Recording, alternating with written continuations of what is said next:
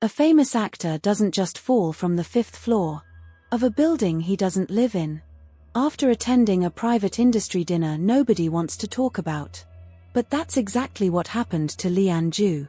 A rising star with nearly 30 million followers, drama roles, brand deals, international events. He spent the evening smiling for photos. And less than 3 hours later, he was found on the pavement behind a luxury high-rise. No witnesses. No clear camera footage. No reason for him to be there. Authorities spent 12 hours at the scene. Just silence. But everyone who knew Lian said the same thing. He would never go to that building alone. And he would never go there, at night. Earlier that evening, Lian attended a private industry gathering. Not an official event. Not a public dinner, a quiet meeting arranged by people with influence. Guests included his manager, 2 well-known actors, a major investor, a director preparing a large project. The dinner wasn't posted on social media. It wasn't listed on schedules.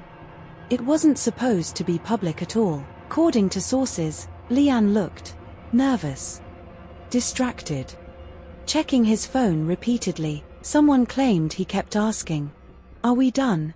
I have somewhere I need to be." But Lian didn't go home afterward. He went to Tower 51, a building he had no connection to. A building where none of his friends lived. A building where he shouldn't have been, at all. At 10:48 p.m., Lian made a call. Not to his manager.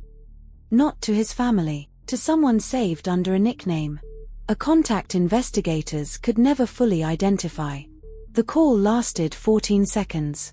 And whatever was said, it was enough to pull him into a car and drive him to Tower 51. The driver later said, "He asked me to wait downstairs. He said he wouldn't be long, but he didn't come back out."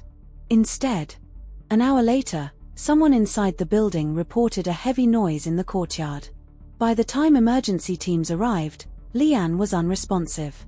The driver who brought him there, he stayed parked outside, completely unaware of what had happened behind the building. Tower 51 wasn't random. It wasn't a hotel. It wasn't a party venue.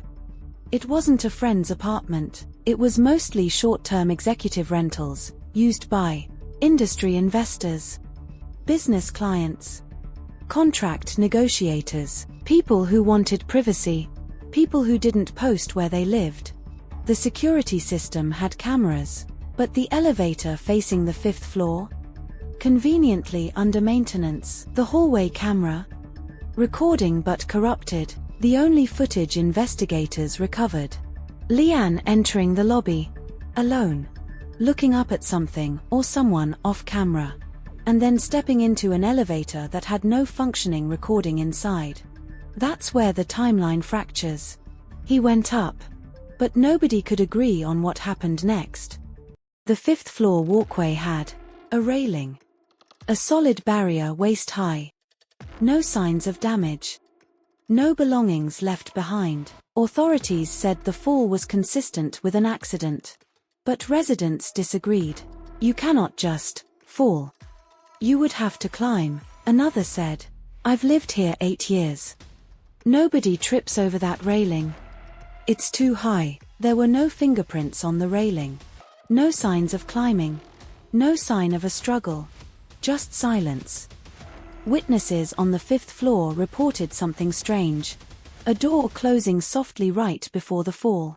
Another resident said they heard 2 voices in the hallway. One calm, one distressed. Security logs show one keycard used around the same time. But the name attached to that keycard? Redacted. Not released to the public. People began to speculate. Did he go to meet someone? Was he handing something over? Did someone ask him to come alone? Was there a disagreement? And if it was truly an accident, why did someone wipe the hallway cameras that same night? Authorities examined the scene for exactly 12 hours. They refused to answer why the cameras malfunctioned, why he was at the building, who he was meeting, Why no witness statements were included in reports? They insisted there was no evidence of foul play. But his friends were confused. Lian was scared of heights. He avoided balconies. He had once asked hotels to give him lower floors. Why would he stand near a railing? Why would he climb it? Why was he even up there? None of it made sense.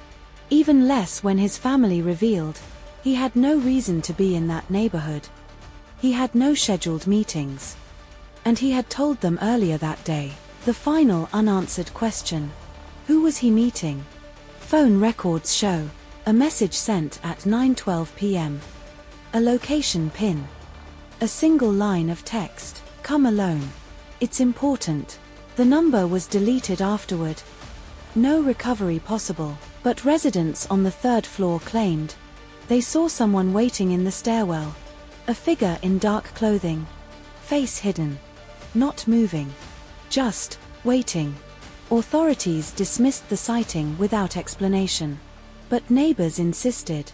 That person knew Lian was coming. Fans demanded updates. The industry released statements. But they were all identical, suspiciously identical. The private dinner guests refused interviews.